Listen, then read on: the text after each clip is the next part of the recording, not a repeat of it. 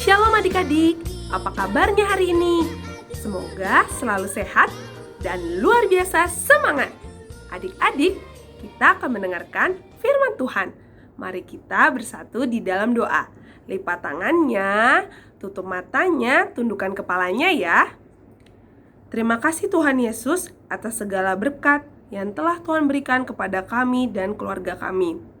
Tuhan, sebentar kami akan mendengarkan firman-Mu, kiranya Tuhan selalu menyertai kami. Tuhan, kami manusia yang berdosa, kiranya Tuhan mau menghapuskan segala dosa kami. Di dalam nama Tuhan Yesus, kami telah berdoa dan mengucap syukur. Amin. Adik-adik, firman Tuhan hari ini diambil dari 1 Raja-Raja 3 ayat 16 sampai 28. Kakak ulang ya. Diambil dari 1 Raja-Raja 3, angka besarnya 3, ayat angka kecilnya 16 sampai 28. Adik-adik, kita baca yuk. Yang belum bisa membaca, bisa mendengarkan yang dibaca oleh papa atau mama atau abang atau kakak. Hikmat Salomo pada waktu memberi keputusan. Pada waktu itu masuklah 2 orang perempuan sundal menghadap raja. Lalu mereka berdiri di depannya.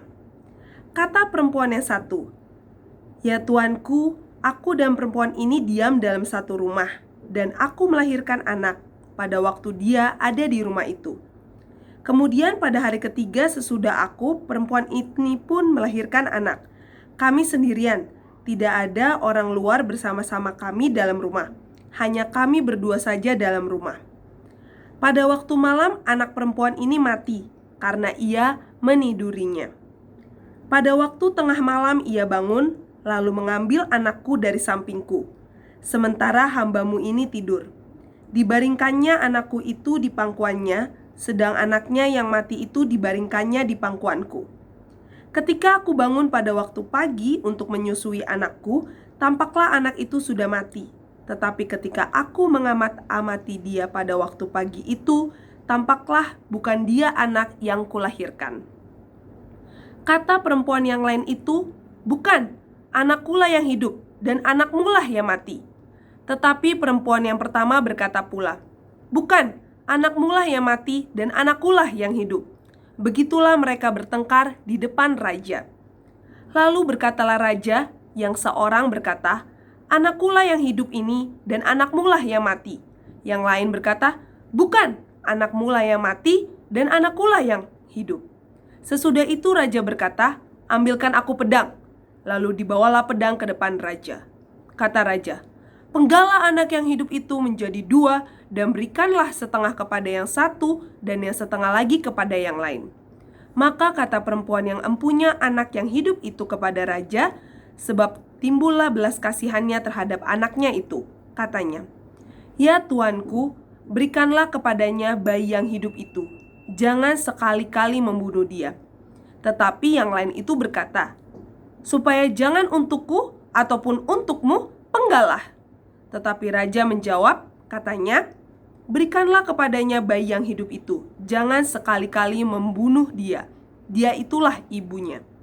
Ketika seluruh orang Israel mendengar keputusan hukum yang diberikan raja, maka takutlah mereka kepada raja, sebab mereka melihat bahwa hikmat daripada Allah ada dalam hatinya untuk melakukan keadilan. Adik-adik, demikianlah firman Tuhan. Adik-adik, barusan kita mendengar cerita Raja Salomo dengan 2 orang ibu. Ibu yang satu melahirkan anak. Ibu yang satunya juga melahirkan anak. Saat mereka malam-malam tidur, tidak sengaja bayi dari ibu yang satunya itu meninggal karena tertiban adik-adik saat ibunya tidur. Saat pagi hari, ternyata ibu itu berbohong kepada ibu lainnya. Katanya itu bayinya dia. Dia tukar bayinya adik-adik, supaya bayinya yang tadinya sudah mati terlihat masih hidup. Nah adik-adik, kira-kira bayi yang masih hidup itu punya ibu yang mana ya? Ibu yang tadi meniban anaknya sendiri atau yang satu lagi ya? Akhirnya mereka kemana coba? Kemana adik-adik? Betul, ke Raja Salomo. Kira-kira Raja tahu nggak ya mana yang benar? Ibu yang meniban anaknya atau ibu yang satu lagi ya? Coba yang mana adik-adik? Iya, betul. Raja pasti tahu mana yang baik dan benar. Caranya gimana ya, Kak? Raja pura-pura mau memenggal bayi yang masih hidup. Serem banget ya adik-adik. Ternyata ibu sebenarnya tidak rela anaknya mati. Nah, akhirnya Raja tahu bahwa ibu yang asli, ibu yang benar adalah ibu yang tidak rela anaknya mati. Adik-adik, kita belajar apa ayo dari kisah Raja Salomo ini? Kita belajar bahwa untuk membedakan mana yang baik, mana yang buruk, kita harus selalu minta kepada Tuhan. Untuk membedakan baik dan buruk, namanya minta apa yo? Depannya H. Betul, hikmat. Kita harus minta hikmat dari Tuhan Yesus supaya kita tahu mana yang baik dan mana yang buruk. Kita tahu kalau teman terjatuh ditolongin atau tidak. Betul, kalau anak Tuhan Yesus tentu ditolongin ya, karena itu adalah hal yang baik.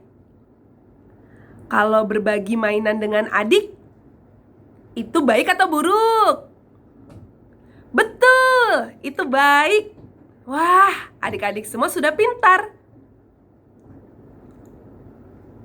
Nah, adik-adik, berarti adik-adik sudah tahu ya membedakan baik dan buruk.